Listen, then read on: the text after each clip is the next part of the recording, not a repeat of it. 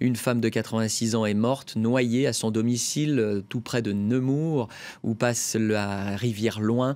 Nemours, c'est l'un des points noirs de la Seine-et-Marne, où nous attend James André. James André, le Premier ministre est sur place, preuve de la situation tendue.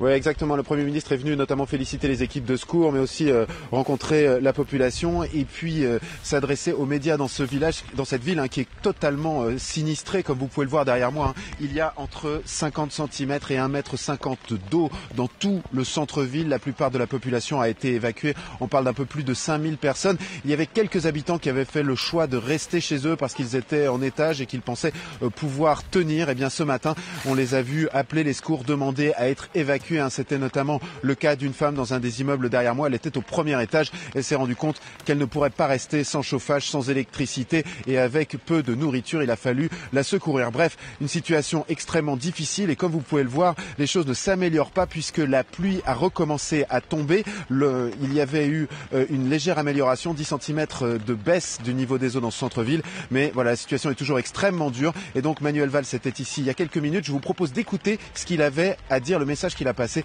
aux habitants et aux sauveteurs ici. Nous pouvons considérer que dans le Nord-Pas-de-Calais et dans l'Est de la France, les choses sont totalement maîtrisées, mais dans la région centre et ici dans la région Île-de-France, comme vous pouvez le constater, la situation reste extrêmement tendue, difficile.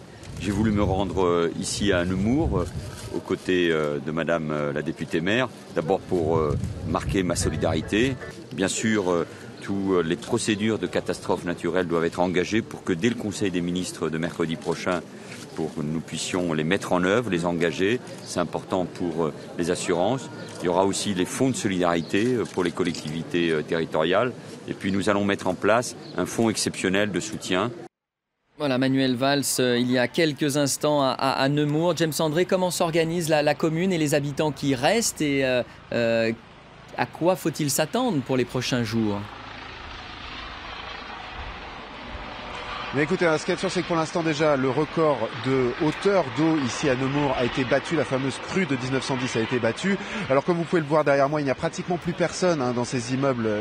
Les personnes ont été évacuées. Pour l'instant, elles patientent en espérant que cet épisode pluvieux cesse. On a vu à l'instant des secoureurs partir en barque, emmener de l'eau potable à ceux qui sont encore chez eux et qui refusent toujours de partir. Il faut voir qu'évidemment, l'eau du réseau n'est plus potable en raison de la montée des eaux, puisque quand on a un niveau d'eau comme celui-ci, eh bien tout se mélange, les eaux usées, les eaux pluviales.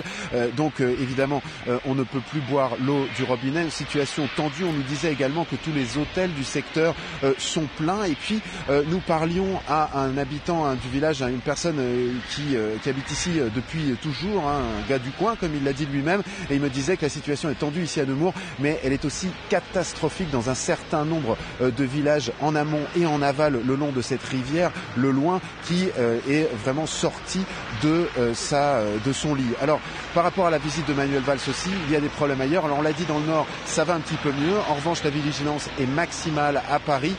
Là aussi, le niveau d'eau est monté et il y a évidemment des risques d'inondation des parties inondables des bords de Seine. Donc, tout cela va être à surveiller de très très près dans les heures qui viennent.